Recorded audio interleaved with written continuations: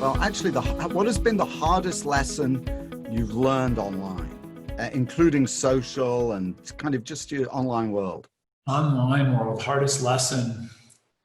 This one's very cliche, right? But like, I am the son of a logic professor, right? And I think a core thing that we're missing today is the lack of critical thinking, the understanding of fallacious arguments, right? An ad hominem attack is a fallacious argument. It's a sign of weakness to me, right?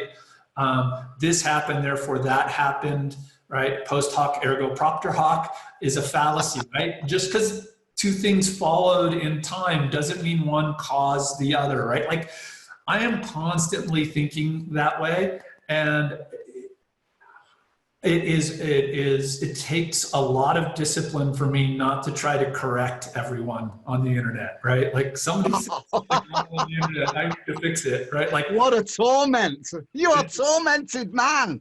I am very, very tormented, right? It's very hard for me to go online and look at the lack of critical thinking in the world. I'm not just going to blame the US right now, and the inability to make sound logical arguments.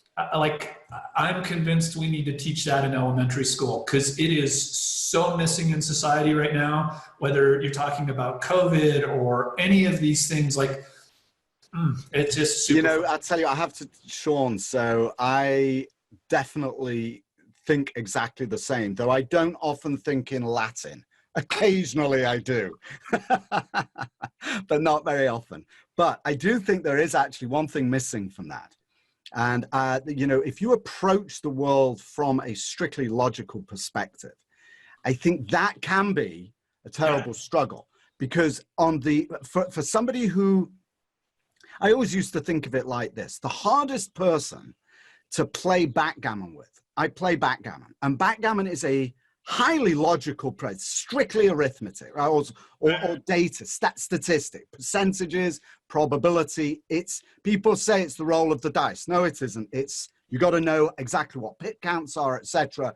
It is very, very logical and very fast. And the hardest person to play against, I always found, was somebody who doesn't use logic. It's like, wait a minute. That's the wrong move. That's wrong. But no, they want to play. It's always throw me off. Right? And then they get lucky. It drives me mad. But there is something to be said about the power of chaos in the world, and the fact that chaos exists means that it can only be tapped by something that somebody who sees only logic is confused by.